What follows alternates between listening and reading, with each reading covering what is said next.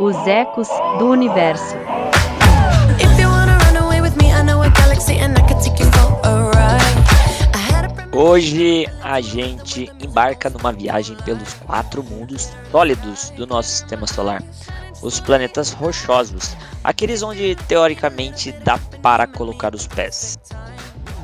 E se você que nos ouve acha que todos os planetas, esses do lado interno do sistema solar, são todos parecidos com a Terra, se prepare para acompanhar a gente nessa jornada.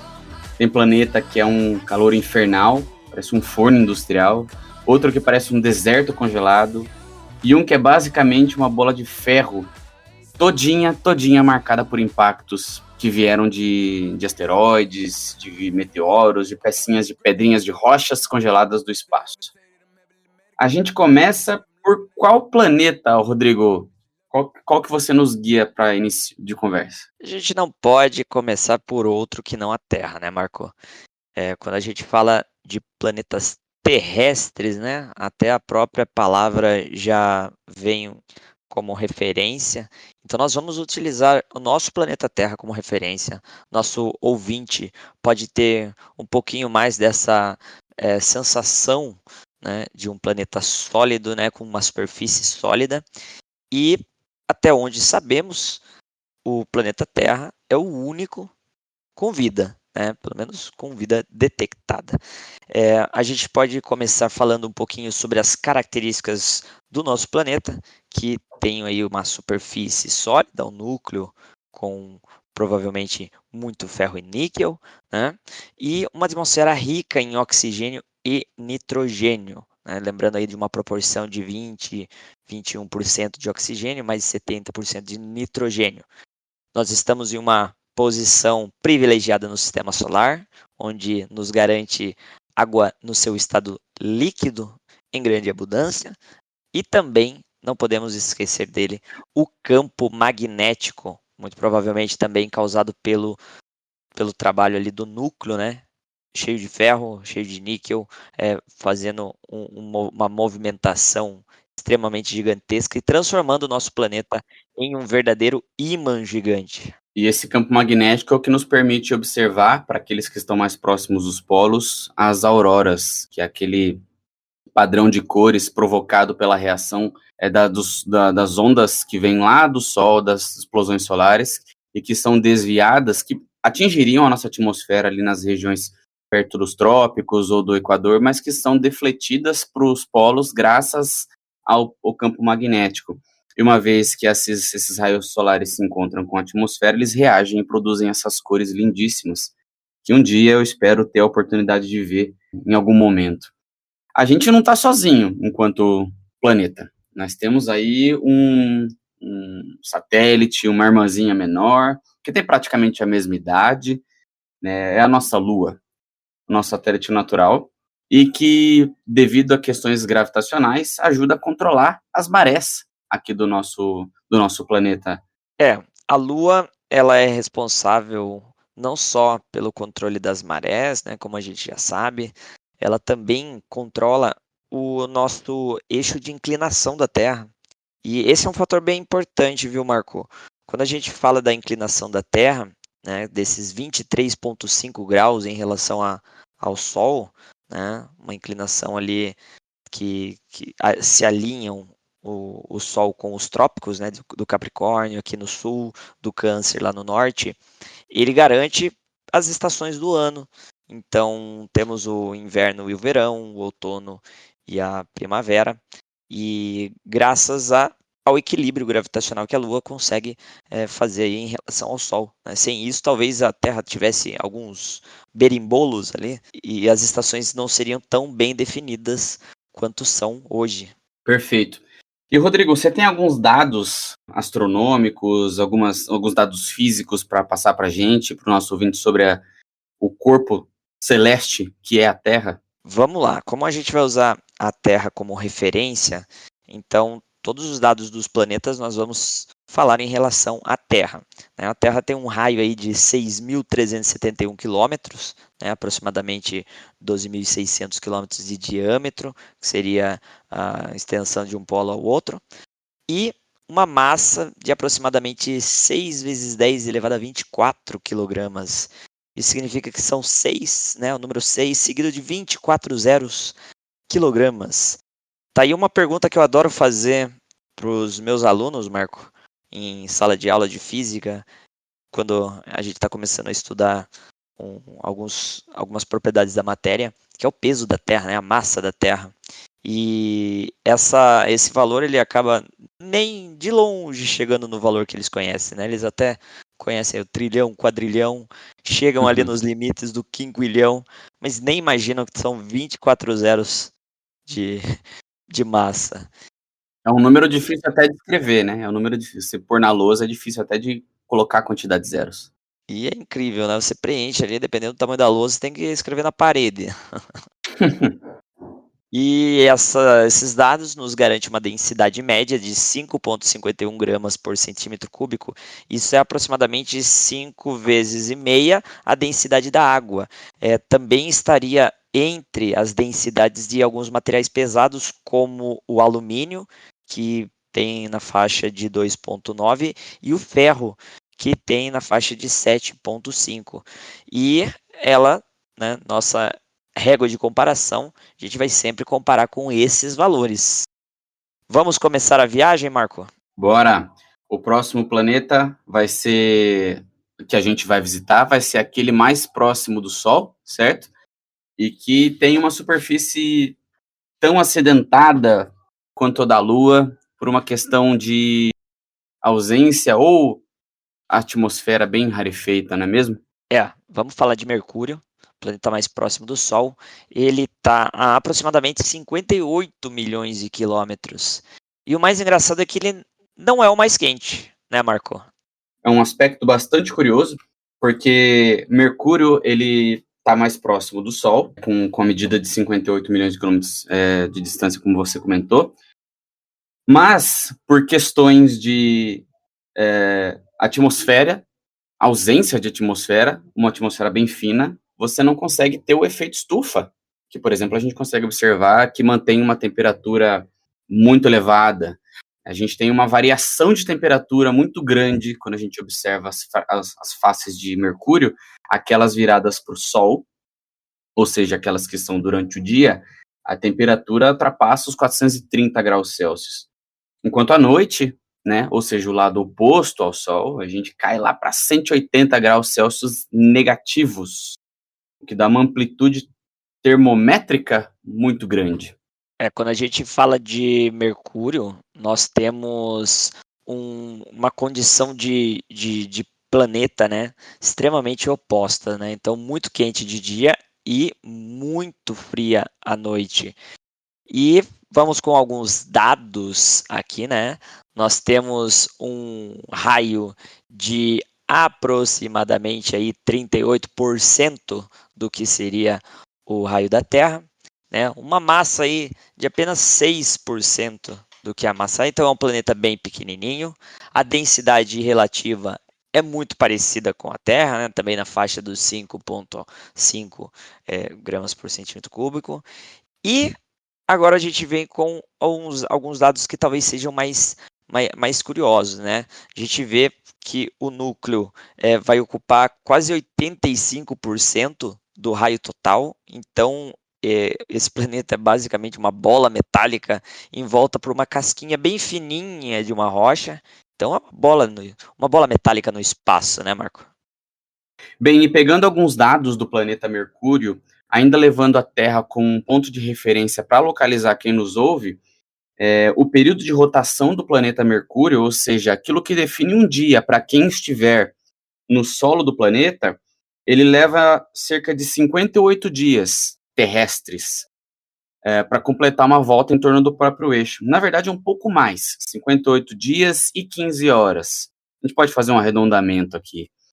E a órbita do planeta Mercúrio, aquilo que define um ano para quem estiver sobre a superfície de Mercúrio, leva 88 dias terrestres.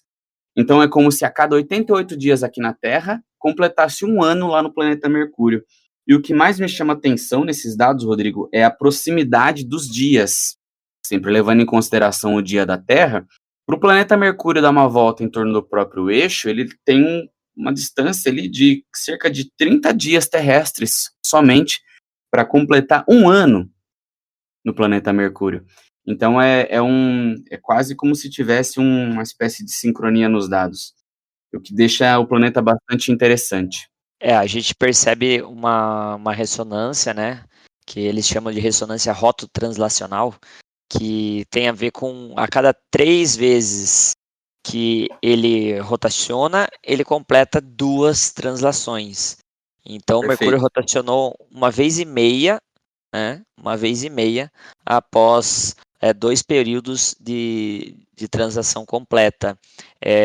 Provavelmente essa ressonância é algum efeito de maré que a gente tem no Sol, da mesma forma que acontece aqui na Terra com a Lua, né, que a gente tem Uhum. esse efeito aí de sincronizar devido ao tamanho do corpo que está sendo orbitado com o tamanho do corpo que orbita, e aí temos uma estabilidade ali, né, de força gravitacional.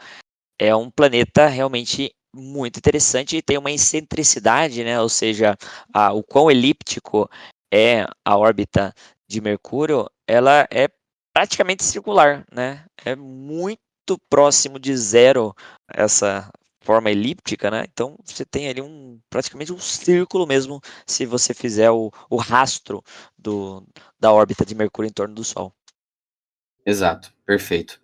E usando um pouco daquilo que a gente tem como referência aqui na Terra novamente, nós aqui, terráqueos, não estamos sozinhos, uma vez que nós temos a Lua, coisa que Mercúrio não tem. Mercúrio é um planeta sem satélite natural. E isso é o que nos une ao planeta Vênus. O planeta Vênus é outro planeta interno do Sistema Solar, que também não compartilha de uma companhia às noites. Não é mesmo, Rodrigo?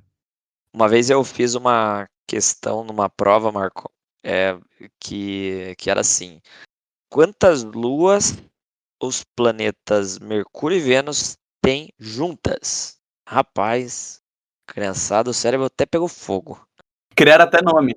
Nossa senhora, isso não deve ter, né? Se o professor tá falando que tem que somar, deve ter, né? É. Eles esquecem que 0 com 0 também é uma soma. Também é uma soma, também dá zero, né? Você juntar 2 nadas para dar mais um nada, né? E agora sim, né? A gente pode falar do planeta mais quente do Sistema Solar. Não é Mercúrio, é Vênus. Não. Né, que apesar de estar mais distante do que Mercúrio, né, cerca de 108 milhões de quilômetros, Vênus é um verdadeiro forno. Exato. E é tudo culpa da atmosfera, né, Rodrigo? Cerca de 96% da atmosfera de Vênus, ela é preenchida com dióxido de carbono. E, por isso, uma pressão de 90 vezes mais intensa do que a Terra é possível de se notar no planeta Vênus. Tanto que existem histórias das primeiras missões, lá da época do período da Guerra Fria, do século passado, algumas missões como a própria Venera, né, que era uma sonda de pouso soviética, durou pouco tempo, poucos minutos ali, não sei nem se chegou a durar minutos, mas ela foi colapsada em si mesmo devido à pressão de todo o peso atmosférico que acontece nesse planeta. Se não me engano, essa missão da Rússia era justamente numa tentativa de pouso, inclusive terrestre, né, de algum planeta. Vênus seria um caminho mais próximo do que Marte, e acho que durou uns 30 minutos, né, até a sonda derreter literalmente no calor e na pressão intensa, né, do planeta. Um outro dado que eu acho interessante a gente trazer de forma ligeira para os nossos ouvintes é que existe uma comparação nas distâncias dos planetas Vênus e Mercúrio para próxima da Terra, né? Uma vez que, por mais que o planeta Vênus seja o segundo planeta do Sistema Solar e, por consequência, numa linha reta partindo do Sol, a gente tenha uma proximidade maior de Vênus com a Terra, de uma maneira média, a órbita de Mercúrio é um pouco mais próxima, traz Mercúrio para mais próximo da Terra. E é um dado que ele envolve todas as outras informações que trazem sobre período orbital, velocidade de rotação dos planetas em torno do Sol.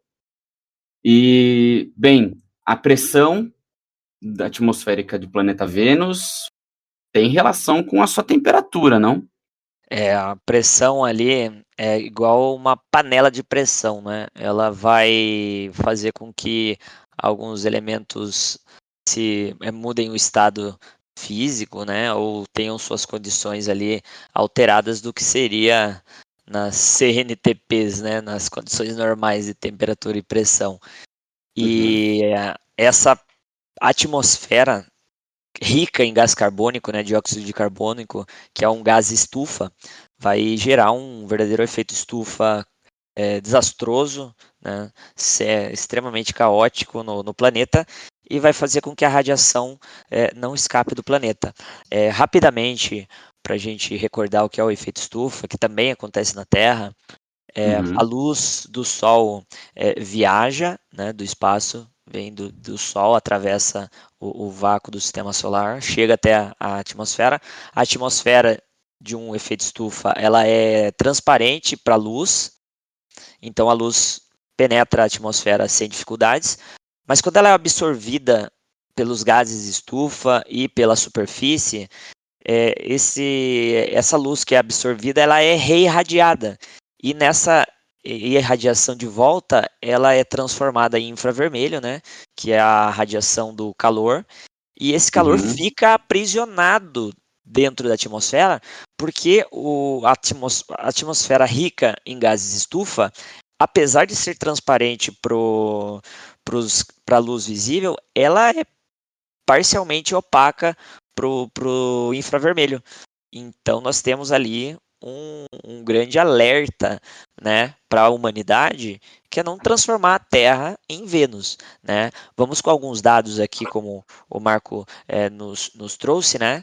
A temperatura média de Vênus é de 470 graus Celsius. Isso de dia e de noite, né? Não vai ter nenhum refresquinho à noite, não. Inclusive, é, eu verifiquei que para você sentir em Vênus alguma diferença entre as temperaturas de dia e de noite, você teria que subir 80 quilômetros acima da superfície. Abaixo dessas condições, 80 quilômetros, não existe montanha nesse mundo que tem essa distância, né? A gente está falando aí de quase a linha de Kármán, né? Aqui na Terra, que limita o espaço aéreo. E são estratificações atmosféricas ali que daí, nesse momento, você consegue ter uma redução na densidade do ar e por isso você tem uma redução na temperatura. É tudo uma relação ali dos...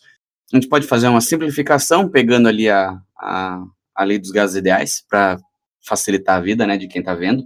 Então, se você reduz um pouco a pressão, você tem uma reduçãozinha na temperatura também.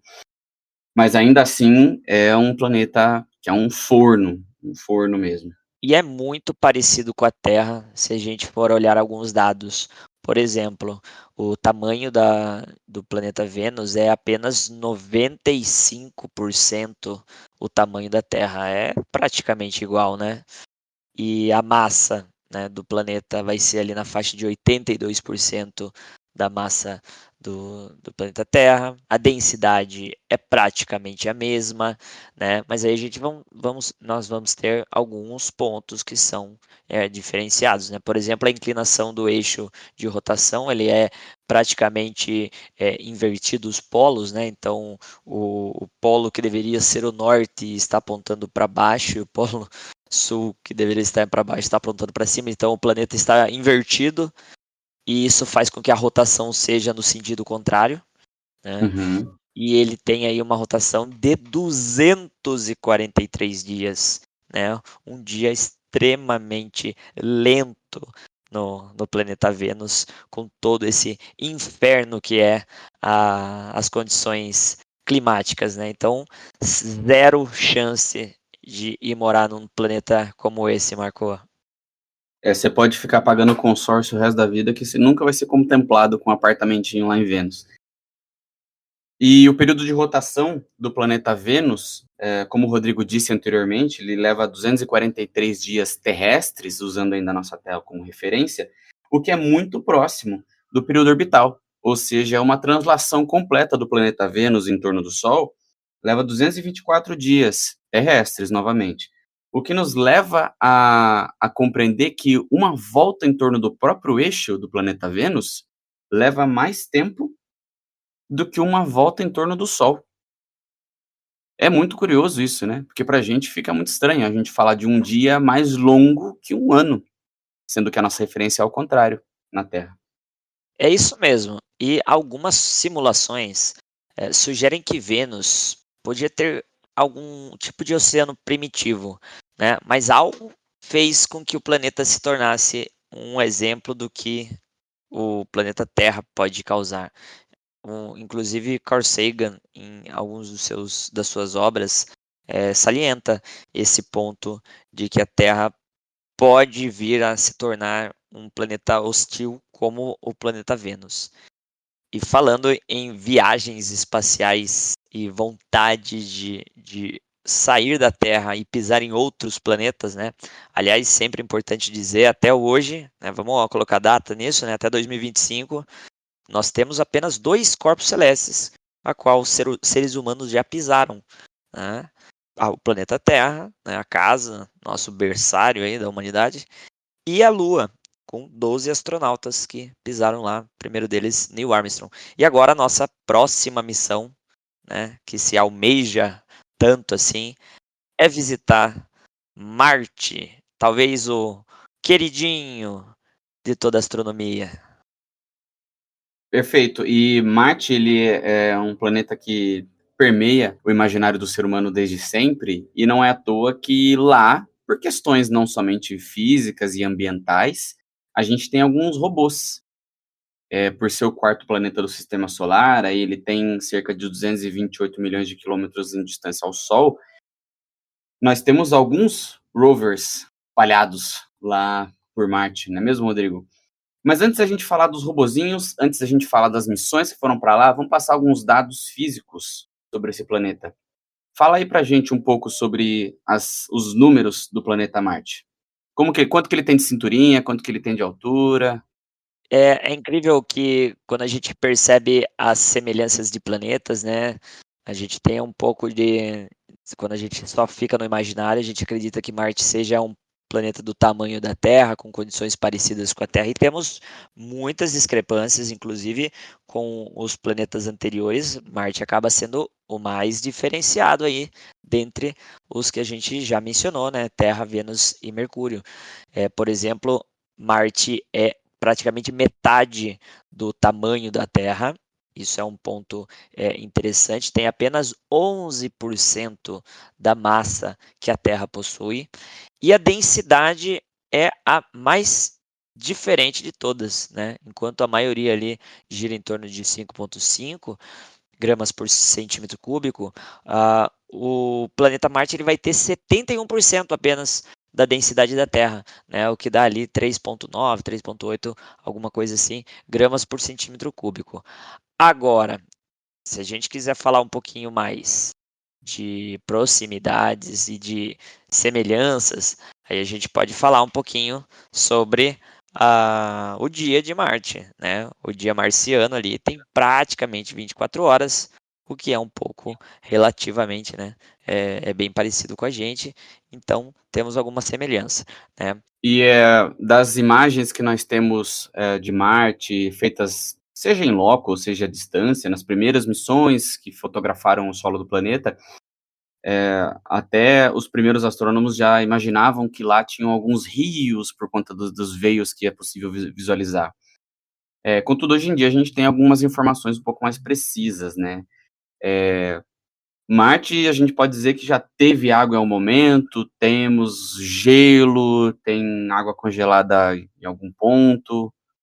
São gelos, né, ou estruturas aí congeladas de água de forma subterrânea, né? O que é um grande problema, porque essa água que está congelada na parte interior, né, do planeta, por conta da pressão justamente, né, a pressão da superfície, não pressão da atmosfera, né? Por estar subterrâneo, você tem ali uma pressão da superfície. Na hora que você traria, talvez, né, escavaria e tentaria tirar essa água do subterrâneo, teria que fazer com muito cuidado, porque se você fizer isso em uma atmosfera que tem 1% só a atmosfera da Terra, né, por ser uma pressão muito baixa, provavelmente nós teríamos aí uma evaporação dessa água. Então, teríamos o que a gente chama de sublimação, né? Ela sai do estado sólido para o estado gasoso já. Então, a gente não teria ainda a água líquida, né? Pensando que a gente tem uma variação muito grande de pressão da superfície com a pressão da atmosfera, né? Além disso, Marte abriga o Monte Olimpo, que é o maior vulcão do Sistema Solar. Tem mais de 21 quilômetros de altura. E também tem o maior vale do Sistema Solar, que é o Vale Marineris, um sistema de canyons, né? Canyons, que se estende por mais de 4.000 quilômetros.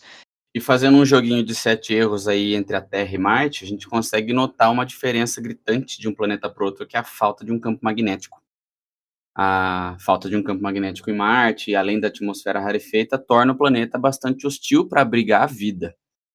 Contudo, mesmo com tudo isso, ainda há dentro da academia, dos entusiastas, alguém que aposte para uma visita, uma posição, e quem sabe até talvez um lar para a humanidade no futuro. A falta de um campo magnético num planeta pode ser extremamente significativo para o desenvolvimento da vida, né? Então, nós temos aqui na Terra um campo extremamente forte, né? Comparado com o planeta Marte, e que protege a vida terrestre de alguns raios que provêm aí do Sol ou radiações cósmicas de fundo. Então, é bem interessante que se Marte não tem esse campo magnético, vamos ter que criar estruturas ali para criar uma sociedade, de forma que não vai poder tirar talvez um roupão especial ou uma casa especial. Você não vai poder tomar um banho de sol ali tranquilamente, né? Você vai ter graves problemas de possíveis aí tumores causados pela radiação que não está sendo protegida, né? E apesar do ser humano não ter pisado em Marte ainda, já foram enviadas várias missões até Marte, com pousos, inclusive. A gente pode destacar aqui a Curiosity e a Perseverance, né, que ainda estão em atuação, buscando sinais ali de condições climáticas e resolvendo talvez esses enigmas que nós temos e que estando lá é muito mais fácil, né? Curiosity, para mim o nome é maravilhoso, né? Curiosidade, talvez a curiosidade move o mundo.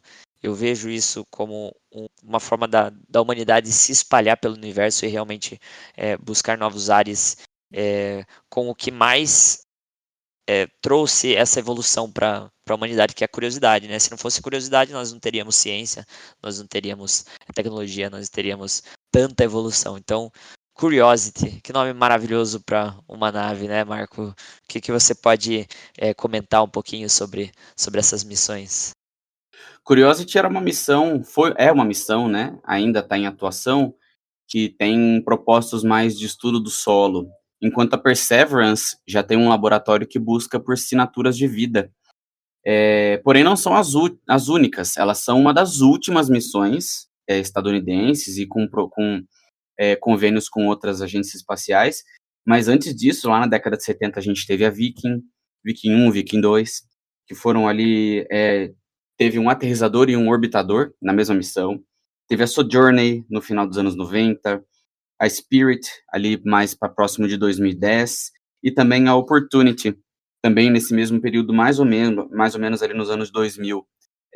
Todas essas missões tinham cada uma o seu propósito de estudo do solo, de estudo da atmosfera, e para além disso, nós sabemos que mesmo sendo rovers, eles são limitados nas suas regiões às quais eles podem transitar, né? E a gente observa hoje algumas fotos mais recentes do que o próprio Curiosity tira de si mesmo, e a gente nota que a roda dele já está bem detonadinha. E se vocês pensarem, né, o Curiosity foi lançado em 2012, tem aí seus 13 anos, então não é muito tempo.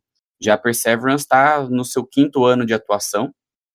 Aliás, a missão foi a Mars 2020, que lançou a Perseverance, e são missões que cada uma traz o seu propósito de ser, que é estudar esse planeta rochoso que tanto nos chama atenção, que tanto permeia o nosso imaginário, que atiça, né, como o Rodrigo disse, a curiosidade do ser humano.